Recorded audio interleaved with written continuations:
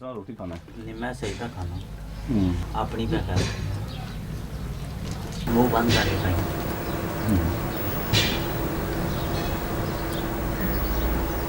नमाज पढ़ गया फिर तवा के नाम कितने जमात नहीं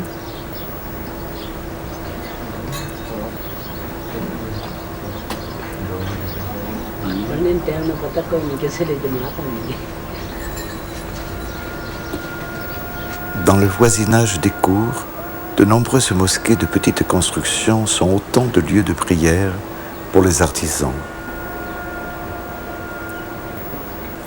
Les appels, 5 fois répétés, scandent leurs activités.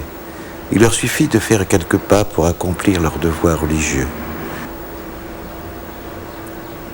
Toutefois, l'imprégnation soufiste de leur foi autorise une relative liberté dans l'observance du rituel de prière. Tout dogmatisme est absent des pratiques quotidiennes. Les appels à la prière ne paralysent pas les activités de la cour des artisans. Certains vont prier, d'autres continuent leur travail selon l'inspiration des moments ou leurs préoccupations intimes. Sur ce fond religieux, des croyances populaires développent autour des camions des rituels symboliques pour exorciser le mauvais sort. Le recours au sacrifice d'une chèvre est une pratique courante. On fait faire 3 fois le tour du camion à la chèvre afin de le préserver des sortilèges.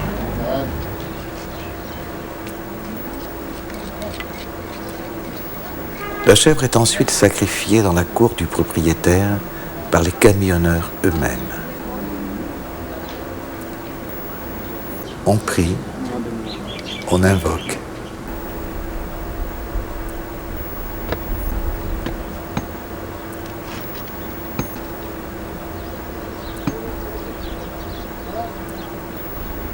Après le sacrifice, la chèvre est cuite dans une jarre et transportée au sanctuaire voisin pour être consommée sur place. Une partie est distribuée en offrande. Ces sanctuaires de voisinage sont des milliers en terre pendjabi. Construits le plus souvent au bord des routes, ils sont entretenus grâce aux oboles que leur lancent au passage, accompagnés d'une brève invocation à Dieu ou aux saints, les camionneurs, accomplissant ainsi leur devoir de charité. Après l'oblation de la chèvre au saint protecteur, accompagné de prières, le camion pourra de nouveau affronter les aléas de la route. Mais il s'avère parfois que le pouvoir attribué au saint local ne puisse enrayer le mauvais sort rebelle. Il faut alors s'adresser à Bari Imam, dont l'éminence et le prestige rayonnent à des centaines de kilomètres à la ronde. On se transporte alors à son sanctuaire pour se prosterner et l'implorer.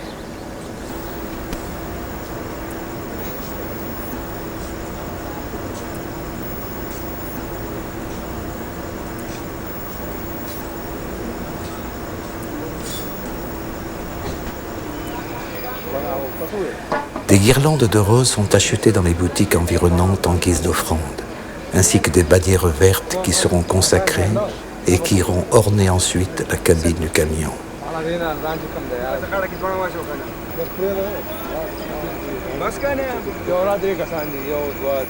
Des chars de moutons préparés en ragoût seront achetés sur place et distribués aux pauvres.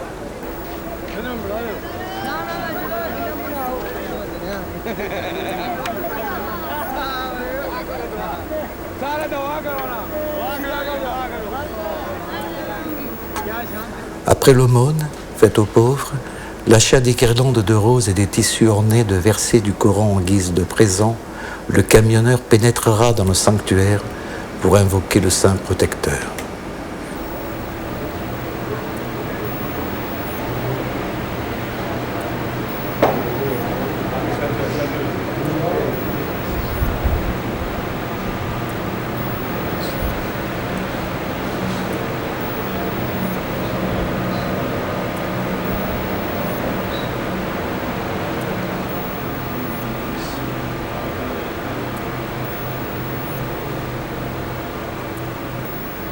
On alimentera la flamme éternelle du Saint.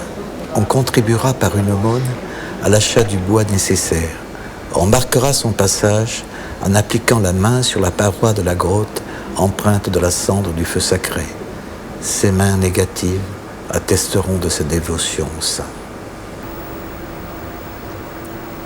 Après avoir accompli les rites obligés, le camionneur s'attarde au cœur même du sanctuaire pour méditer et échanger des paroles de sagesse avec les autres pèlerins, sachant bien que dans le monde soufi, l'esprit prime sur la lettre.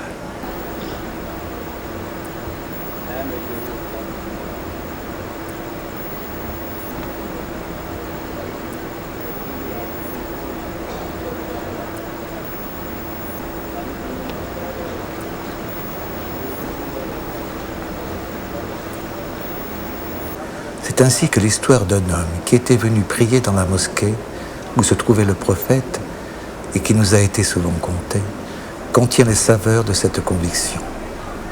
Un homme terminait sa prière.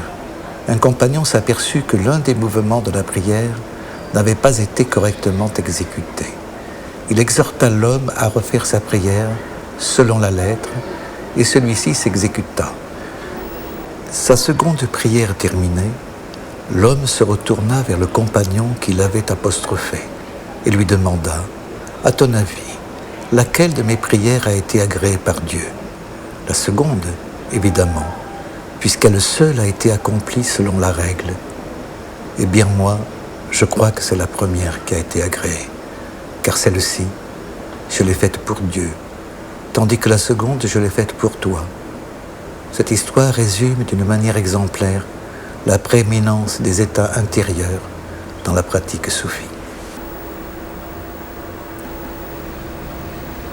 Au pèlerinage au sanctuaire, aux offrandes, aux prières, aux sacrifices d'animaux, à la charité faite aux pauvres viennent s'ajouter des signes conjuratoires peints à même le camion pour déjouer le mauvais sort.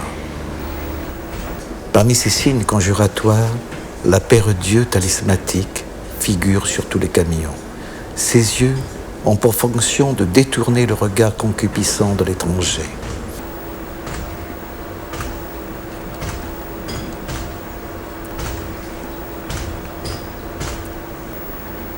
Mais le choix des yeux, leur style et leur expression n'est pas une simple affaire comme l'atteste cette séquence filmée à l'improviste.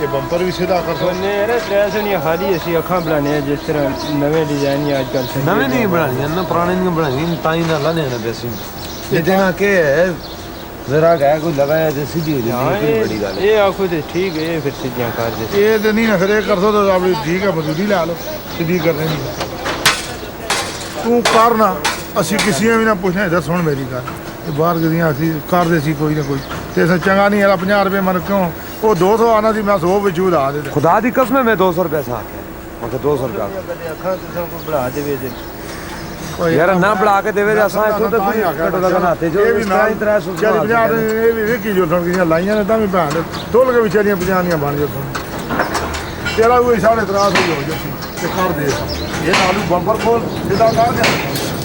Au pouvoir conjuratoire de l'œil s'ajoute parfois une petite chaussure usagée qui a pour fonction de piéger le regard jaloux en le détournant sur un objet dérisoire afin de mettre ainsi le camion hors de danger des sortilèges. Des bandes de tissu noir clouées au fronton du camion, des chiffons noirs accrochés au pare-choc, l'effigie du malordre, autant de signes qui viennent renforcer le pouvoir conjuratoire de l'œil. Et placé en éminence, sous la proue du camion, l'ultime parole de foi de protection. Ce camion appartient à Dieu.